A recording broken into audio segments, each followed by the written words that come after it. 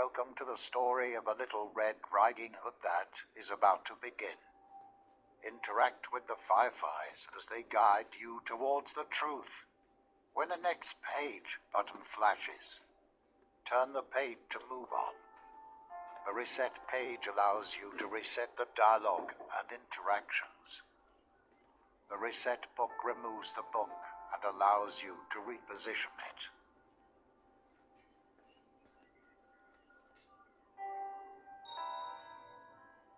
On a cold, snowy winter night, there lived a granny in a cottage deep within the woods.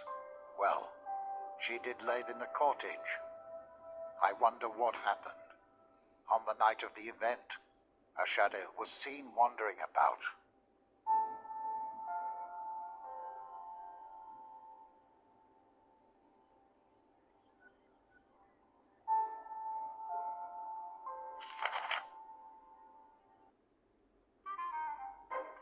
On an eerily silent night where owls were hooting and wolves were howling, a crime was committed.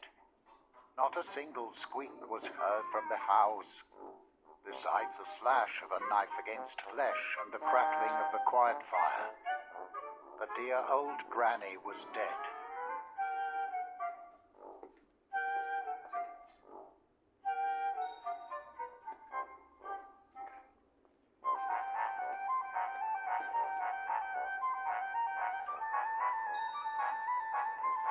Oh no! The granny had been murdered. Who could have done this? There seems to be a shadow slinking away back into the cover of the wood. The figure was large, free, and they had pointed ears.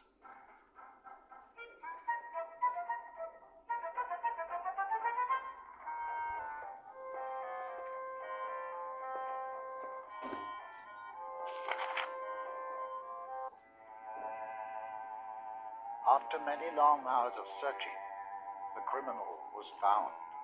It was the wolf man who had been living in the forest. Only such a vile beast like him would commit such a crime. The crime was reported by the granny's granddaughter, Red, who said she witnessed the crime happen.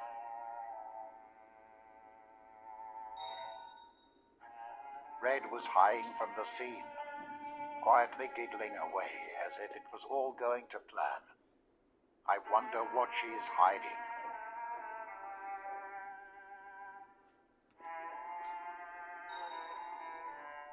The village crowd chanted, "Punish the guilty." Pitchforks raised as they stood behind the fence. The wolf cried out, "It wasn't me. I didn't do it," as he was cuffed and taken into his cell. "Shut your mouth. You have been proven guilty and nothing will change that. For the murder of Granny, you will be sentenced for life," yelled Jerry the lumberjack, warden of the woods. The big rough man was certain that the wolf was the murderer, but somewhere at the back of his mind, he felt that something seemed off.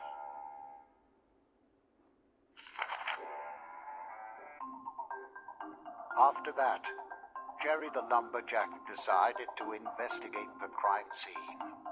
Reed offered to come along to help. By the gods, what a horrific scene. There seems to be something off about here, Jerry mentions as he stands there, contemplating and observing his surroundings. A key was found outside the house, next to the door covered in snow. Why was it here? The only ones to have keys to this place are Granny and Red. Jerry thought to himself.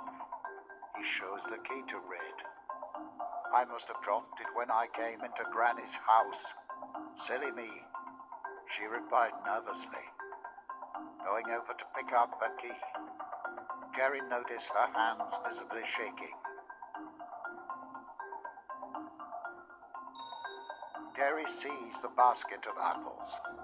Red, did you bring these apples? He asks. Why, yes. I brought them for Granny the night before her death.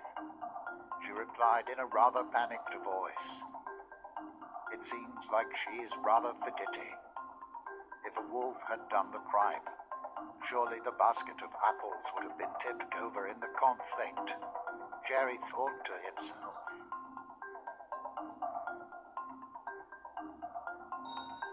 This small red cloth seems torn, as if someone was tugging at it.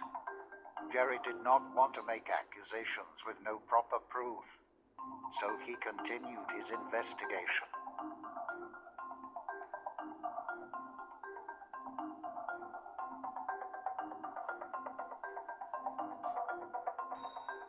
As Jerry crouched down to inspect the tracks, he noticed that it was not in the shape of paw prints, rather in the shape of shoes. The shoe prints matched the size of Red's shoes exactly. At this point, Jerry could no longer deny his suspicions. Red, I did not want to accuse you, but I ask you to come with me, and Jerry announced, only to be interrupted by a sudden shock. As he stood up and turned to face Red, Red was already so close to him, close enough to stab him. Jerry yelped in fear, eyes wide open. If only you hadn't stuck your nose around, just like that nosy little wolf. There would be no witnesses, not even you, Jerry. Reed yelled as she attempted to plunge her blood-stained knife into him.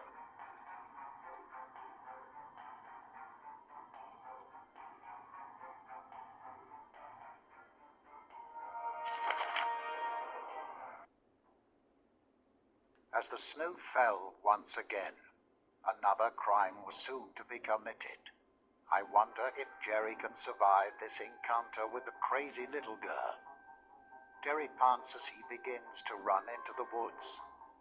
As he turns back, he only sees a crazed maniac looking to take his life. Come back here. Running only makes it more fun for me. Red laughs and cackles as she chases the helpless man into the woods. I need to get away from her. Jerry stresses as his eyes dart left and right for cover.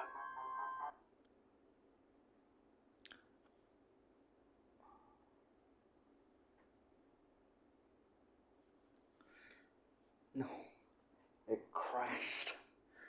Oh no. I just rebooted. That sucks. Well, whatever, I'll just go back to do a full showcase.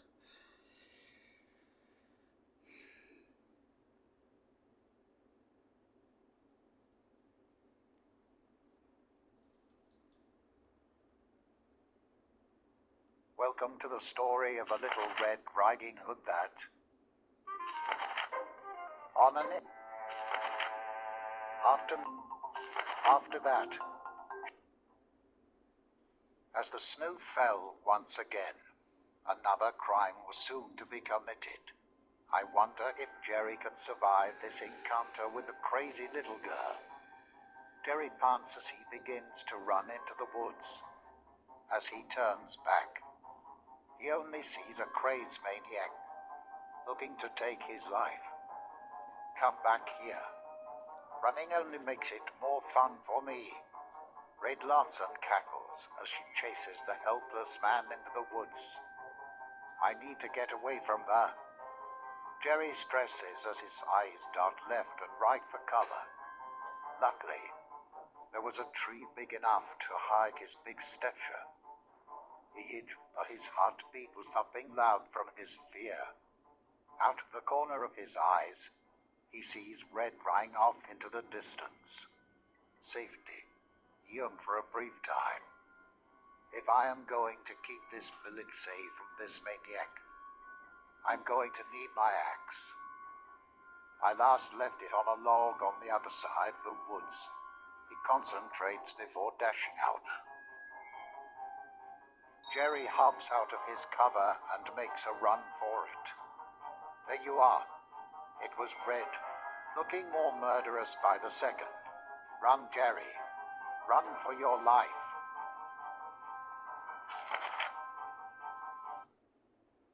Jerry Jerry had eventually reached a dead end, but it was all according to his plan.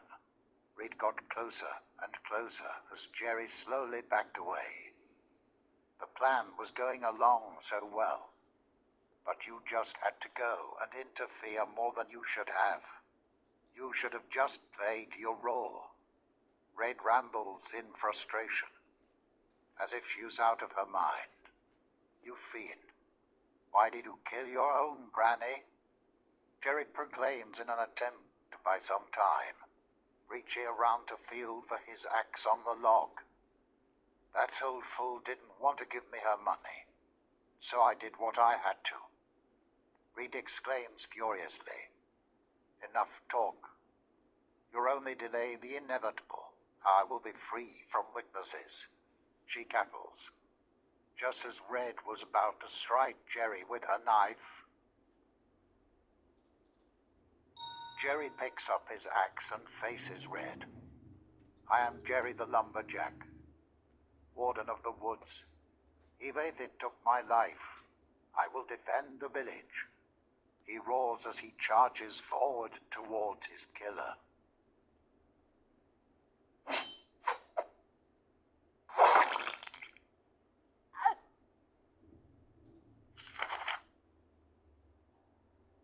Jerry had emerged victorious from the fight, but at what cost? He had dirtied his hands with blood-red stains, the act of killing. It was snowing even heavier as Jerry stood there with a shovel in his shivering hands, in front of De Grey's. He could no longer call himself a clean man. Oh, the misery! I never meant to kill her. I am a sinner for the crime I've committed, for murdering another person. I am no longer the lumberjack or the warden, just a mere criminal, Jerry exclaims in the regret and guilt he holds. It was too much for one man.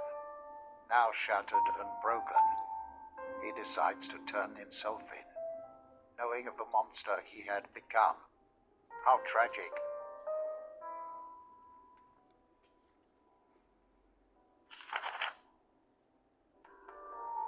Suffering from the guilt of his sins, Jerry returned to the village to turn himself in, and the villagers gathered around. Jerry announced how Red was the killer, but he had murdered her.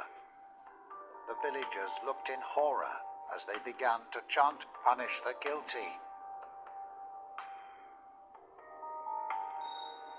Wolf was declared innocent and was free to go. Taking Jerry's keys with him, he was declared the new warden now. Hopefully nothing goes wrong with that. You are free to go now, Wolf. Keep me locked up. I deserve this fate, Jerry tells the wolf as he walks into his new cell. Wolf simply howls, as if it was a sign of respect and gratitude for everything he had done for the village, sympathizing with his tragic end to a good man. Well, that is the end of the story. Never judge a book by its cover, and always hold yourself responsible for your own actions in life, or else you might just see a little girl in a reed hood, humming in the dark with a smile and a knife.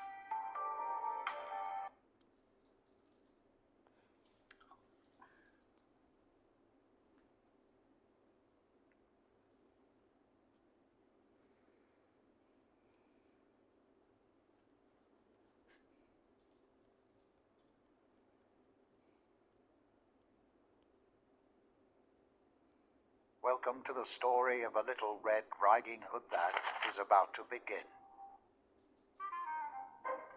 On an eerily silent night where welcome to the story of a Little Red Riding Hood that is about to begin.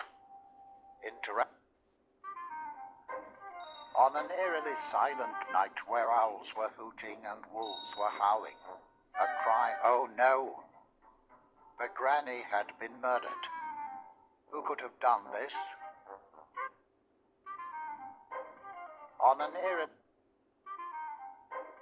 On an eerily silent night where owls were hooting.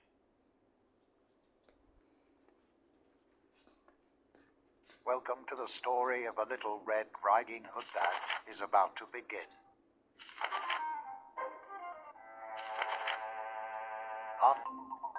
After that,